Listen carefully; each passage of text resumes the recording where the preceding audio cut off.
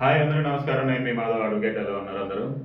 So last క్లాస్లో మనం వచ్చేసరికి ఎగ్జామ్ డేట్లు ఎప్పుడు పెడతారు, ఎలా రాయాలి అనేది చెప్పుకుందాం. ఒక ఇంట్రడక్షన్ క్లాస్ అనేది చేయడం జరిగింది. సో ఈ రోజు టాపిక్ మనకు ఫస్ట్ క్లాస్లో వచ్చేసరికి సో అప్లికేషన్ ఎవరెవరు పెట్టచ్చు ఏంటి అనేది నేను చెప్తాను మీకు. సో అప్లికేషన్ స్టార్ట్ అయినాయి కాబట్టి చాలామందికి తెలిసే ఉంటుంది ఎలా అప్లై చేసుకోవాలి ఎలా అని. కొంతమంది పిల్లలకి తెలియట్లేదు.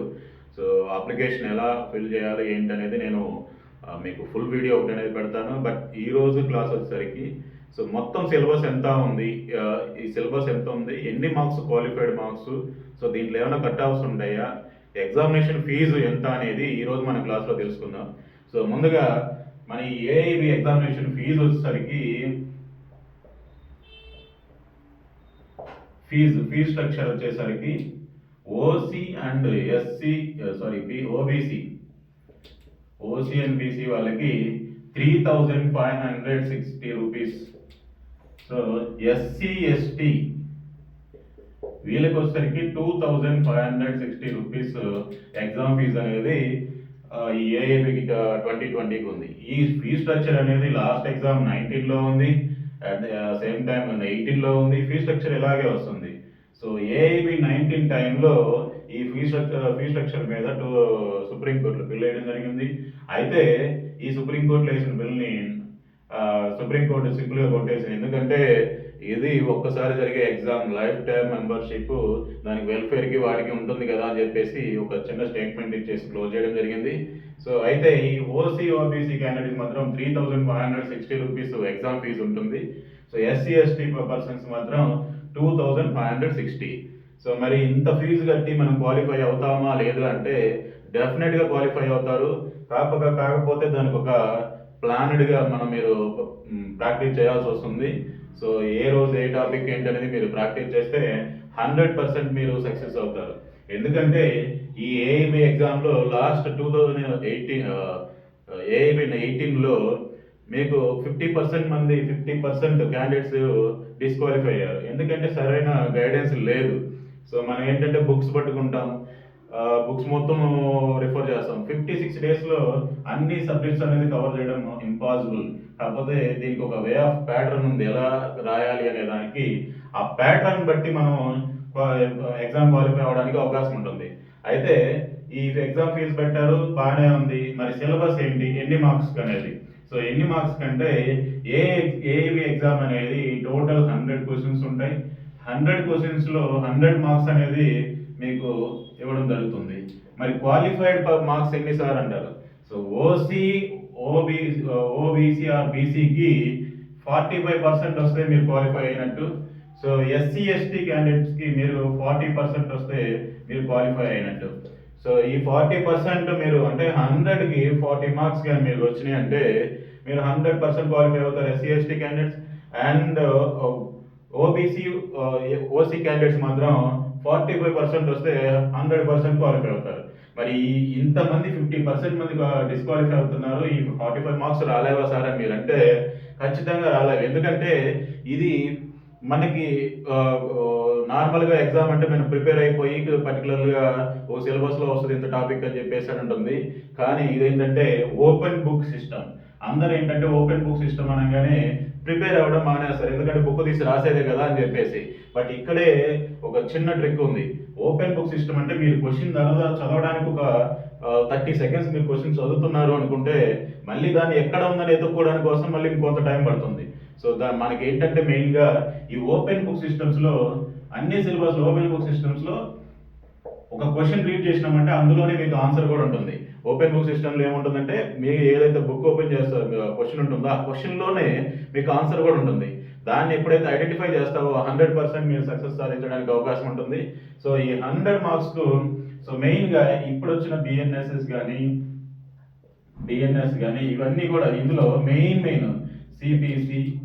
సో ఈ సిలబస్ మీద కానీ మీకు గ్రిప్ ఉంటే ఐపీసీ, సిఆర్పిసి, సిఆర్పిసి ఈ 4 టాపిక్స్ మీదనే మీరు గట్టిగా కొంచెం ప్రిపేర్ అయితే 100% 38 మార్క్స్ వరకు వీటిలోనే ఉంటుంది. మీకు 38 క్వశ్చన్స్ అంటే 38 మార్క్స్ ఇందులో ఉంటుంది. అలా అని చెప్పేసి 38 మార్క్స్ వస్తాయంటే రావచ్చు రాకపోవచ్చు, కొన్ని టఫ్ క్వశ్చన్స్ ఉండొచ్చు, కొన్ని ఈజీ క్వశ్చన్స్ ఉండొచ్చు. సో మన ఈ 38 క్వశ్చన్స్ 38 మార్క్స్లో మీరు 100% 30 మార్క్స్ మాత్రం మీరు ఆన్సర్ చేయగలరు. సో మిగతా 8 క్వశ్చన్స్ అనేది మిగతా వాటిల్లో మనం చూసుకోవాల్సి వస్తుంది. సో మీరు మాత్రం బిఎన్ఎస్ఎస్, సిపిసి, ఐపీసీ, సిఆర్పిసిలో వీటిల్లో కానీ కొంచెం కానీ డెప్త్ కానీ మీరు కానీ సిలబస్ కానీ చూసుకుంటే 100% మీరు సక్సెస్ అవ్వడానికి అవకాశం ఉంటుంది. సో దయచేసి కూడా ఎవరు కూడా నెగ్లెక్ట్ చేయొద్దు. సో ఈ రోజు నుంచి చూసుకుంటే మనకి నవంబర్ 30th ఎగ్జామ్ అనేది ఉంది కాబట్టి నవంబర్ 30th అంటే అదొక 30 డేస్ ఇప్పటి నుంచి ఒక టోటల్గా 52 డేస్ అనేది మీరు ప్లాన్ చేసుకుంటూ ఉండాలి. సో ఈ 52 డేస్ మీరు ప్లాన్ చేసుకుంటే 100% సక్సెస్ అవుతారు. సో డైరెక్ట్ ఎక్స్టెండ్ చేస్తారా చేయరా అనేది అది నెక్స్ట్ పార్ట్. కానీ ఇప్పుడు ఈ 52 డేస్ మాత్రం ఈ టార్గెట్ పెట్టుకోవాలి. ఈ టార్గెట్ పెట్టుకొని క్వశ్చన్ పేపర్ ఎలా ఓపెన్ అయినంటే అవి తీసుకున్న వెంటనే ఎలా మనం క్వశ్చన్ రీడ్ చేయాలి, ఏ క్వశ్చన్స్కి మనం ఆన్సర్ చేయాలి అనేది మనం నెక్స్ట్ క్లాస్లో చెప్తాం. సో ఈ 100 మార్క్స్ ఎక్కడెక్కడ నుంచి వస్తాయని కూడా నేను నెక్స్ట్ క్లాస్లో మీకు ఎక్స్ప్లెయిన్ చేయడం జరుగుతుంది. ఈ రోజు అయితే ఈ ఫీజు స్ట్రక్చర్ అనేది మీ మైండ్లో పెట్టుకొని ఈ ఫీజు స్ట్రక్చర్ ఉంది. ఏదో మీరు నార్మల్గా ఎగ్జామ్ అటెండ్ చేద్దామంటే వద్దు. మీరు నార్మల్గా ఎగ్జామ్ అటెండ్ చేయాలనుకుంటే ఎగ్జామ్ అయిపోయిన క్వశ్చన్ పేపర్ ఉంటుంది కాబట్టి ఏదో ఎవరో ఒకరు అప్లోడ్ చేస్తారు, దాన్ని మామూలుగా రాసుకోవచ్చు. సీరియస్గా ప్రిపేర్ అయ్యే వాళ్ళు మాత్రమే, సీరియస్గా మనం ఎగ్జామ్ క్వాలిఫై అవ్వాలి, మనం ఫ్యూచర్ అడ్వకేట్ కావాలి అనుకుంటే మాత్రమే ఈ ఎగ్జామ్ ఫీజు మైండ్లో పెట్టుకొని మీరు దృష్టిలో పెట్టుకొని అప్లై చేసుకోండి. అలా కాకుండా ఏదో నార్మల్గా వేసుకుంటే మీకు ఈ 3560తో పాటు ప్లస్ ఒక 100 రూపీస్ మొత్తం 3700 అరౌండ్ మీరు లాస్ అవ్వాల్సి వస్తుంది. ఎందుకు చెప్తున్నానంటే చాలా మంది ఏంటంటే ఎగ్జామ్ అటెండ్ చేద్దాం, ఇది 100 రూపీస్ లేకపోతే 50 రూపీస్ ఎగ్జామ్ ఫీజు అయితే ఏం కాదులే సార్ అని చెప్పేసి మీరు అనుకోవచ్చు. కానీ ఇక్కడ 100% మీరు అరౌండ్ 3700 అంటే ఒక హౌస్కి వచ్చి ఏసీ ఉన్న వాళ్ళకి అయితే కరెంట్ బిల్ అంతా లేకపోతే ఏదైనా ఒక మంత్లీ ఎక్స్పెన్సెస్ మిడిల్ క్లాస్ పర్సన్స్కి ఎంత ఉందో ఎంత అవసరం అవుతుందో అంత ఖర్చు అనేది మనం పెట్టవలసి వస్తుంది. సో దీన్ని దృష్టిలో పెట్టుకొని అప్లై చేసుకోవాలనుకున్న వాళ్ళు ఎవరైతే ఉన్నారో, ఎవరైతే ఏమి రాయాలి అని అనుకున్నారో వాళ్ళు మాత్రమే ఏదో సీరియస్గా ఈ 56 డేస్లో మేము ప్రిపేర్ అవుతాం సార్ అనుకున్న వాళ్ళు మాత్రమే ఈ ఎగ్జామ్కి అప్లై చేయండి. లేదు నార్మల్గా మనకైతే అవసరం లేదండి, మీరు మీ క్వశ్చన్ పేపర్లు ఉంటాయి ఆన్లైన్లో, మీ ఆ క్వశ్చన్ పేపర్ తీసి జస్ట్ మీరు ఒక రఫ్గా మీరు ఎగ్జామ్ హాల్లో ఎలా రాస్తున్నారో అలా రాయండి. ఒక 3 hours ఎగ్జామ్, ఈ 3 hours ఎగ్జామ్.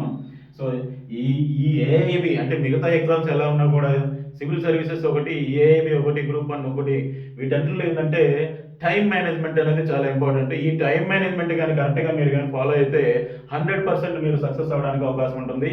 ఈ టైం మేనేజ్మెంట్లోనే మనకి చాలా ఇబ్బంది పడుతూ ఉంటారు. ఎందుకంటే ఒకే క్వశ్చన్ మీరు 100% రీడ్ చేస్తూనే ఉంటారు, 10 సార్లు రీడ్ చేసినా కూడా క్వశ్చన్ అదే ఉంటుంది.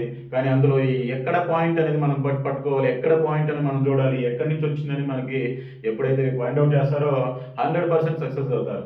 ఎందుకంటే చాలామంది ఈ లా గ్రాడ్యుయేట్స్ అంటే ఇప్పుడు కంప్లీట్ అయిన వాళ్ళు కూడా వాళ్ళకి ఎందుకంటే 3 years నుంచి 5 years నుంచి ఇదే సిలబస్ మీద ఉంటుంది కాబట్టి కొంచెం కొన్ని క్వశ్చన్స్కి ఏంటంటే మీరు డైరెక్ట్గా ఆన్సర్ చేసేయచ్చు, కొన్ని క్వశ్చన్స్కి ఏంటంటే మీరు బుక్ ఓపెన్ చేసి ఆన్సర్ చేయాల్సి వస్తుంది. సో మీరు 100 క్వశ్చన్స్కి అట్లీస్ట్ 60 క్వశ్చన్స్ కానీ మీరు కానీ ఆన్సర్స్ కానీ పెట్టారంటే 100% మీరు క్వాలిఫై అవడానికి అవకాశం ఉంటుంది.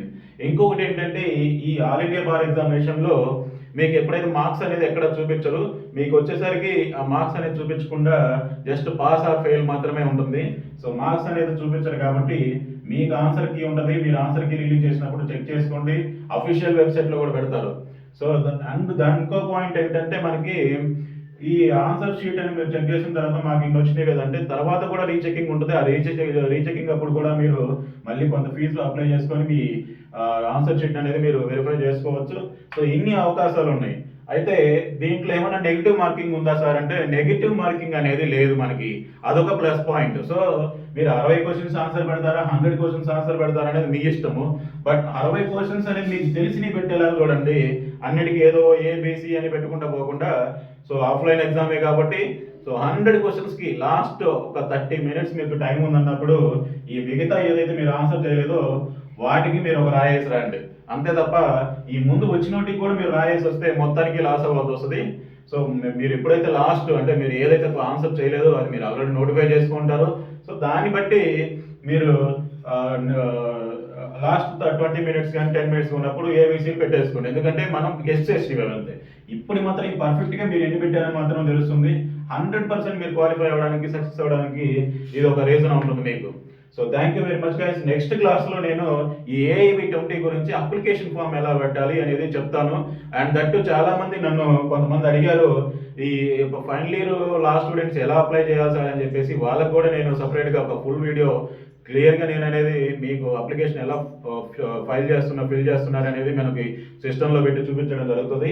సో ఇప్పుడైతే మీరు ఇదైతే ఒక మైండ్లో పెట్టుకుని ఎగ్జామినేషన్ ఫీజు అనేది, ఈ ఎగ్జామినేషన్ ఫీజు అనేది మనకి ఏ ఇబ్బంది లేదు అనుకుంటే మాత్రం అప్లై చేసుకోండి. మీకు కూడా ఒక ఎక్స్పీరియన్స్ ఉన్నట్టు ఉంటుంది. అలా కాకుండా లేదు నేను మీ ఎగ్జామినేషన్ ఫీజు కాకుండా మేము కట్టలేము అనుకున్న వాళ్ళు మాత్రం ఖచ్చితంగా మీరు ప్రిపేర్ అవ్వకుండా ఉండే మాత్రం, ప్రిపేర్ అవ్వని వాళ్ళు మాత్రమే చెప్తున్నాను.